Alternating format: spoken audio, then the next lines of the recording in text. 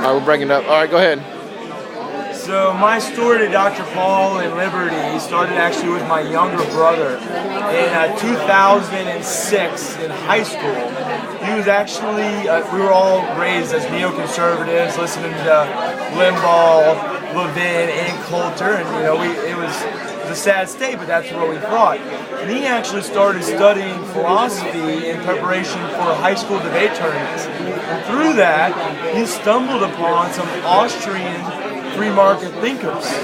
And it was absolutely unbelievable.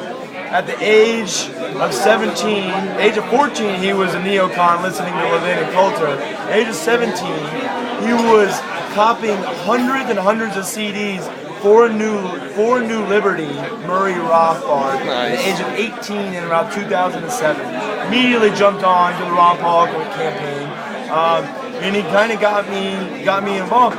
Even though that was fairly hot, intellectual thought, and I wasn't quite ready for it. So, right. A certain part of the message I thought was, quite beautiful in '08.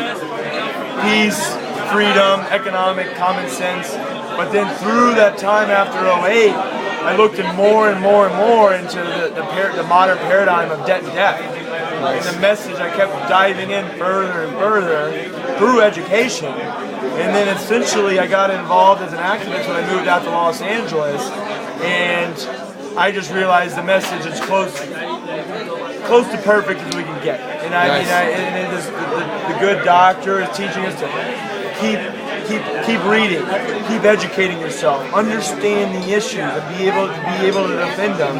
And it's a great one. So my younger brother. That's awesome. Wow. From neoconservatives. So when was the defining date that it changed? Like you just crossed over to the fence. I mean, was it one day or was it over a gradual period of time? It was a gradual period. I voted for Ron Paul in '08. Oh, awesome. Yeah. So that was really kind of the turning point, I would say. I mean, sure. I had to say put that vote out. Sure. Yeah, that would definitely been a turning point.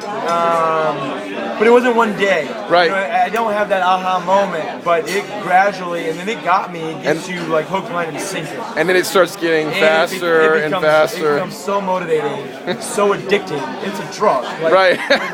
when you're on the clock at work and you just find yourself just reading, like economics and politics. It's amazing. The message is truly beautiful. That's awesome. And it's one of peace, self-responsibility. Now you said something. So simple. Yeah, it's great. It's great. And you said one specific thing. I've heard you say it before: debt and death. Can you tell me that a little more? Yeah. So a lot of the other free thinkers that I've been kind of reading and stuff, they say the paradigm that we've been living on is debt and death, and it's how we basically structure our society.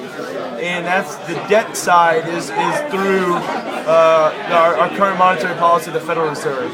And basically, when they hold interest rates artificially low, and when they print money, they destroy the value of our currency. Our currency, a fiat instrument, basically just obtains no value. And a new dollar printed or a new dollar created has to steal money from the existing dollar to create its value. And once you learn that concept, you learn to understand their tools. They're inherently making us poor every single day, really every second. And they couldn't do that without them tools, correct? Exactly. Nice. The Federal Reserve, through fractional reserve banking and printing of money and the artificial interest rates, it creates money out of thin air.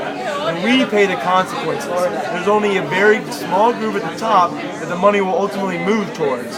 And that is the paradigm of debt. The paradigm of death is essentially an old one. And that is the understanding that when you are an empire, when you are an imperialist organization, through history we've learned that you overexpand to your demise. Right. And that's because you ultimately go into debt.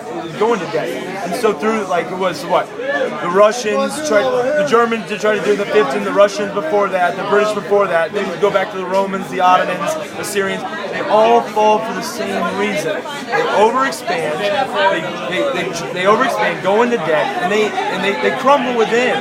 They are their worst enemy. Now, tell me again about the prosperity of this nation and how you mentioned that earlier.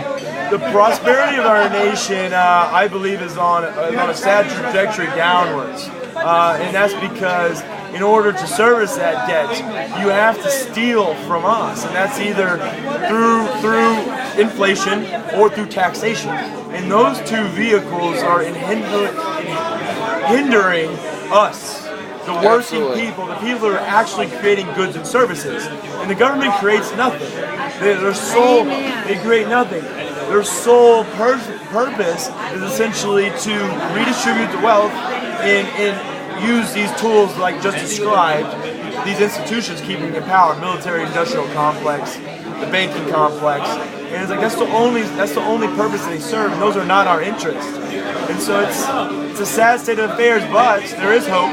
Like Dr. Paul said, we have to spin our message not one of fear, but one of optimism, and that is through education. We can expose these paradigms and say that there is another way. And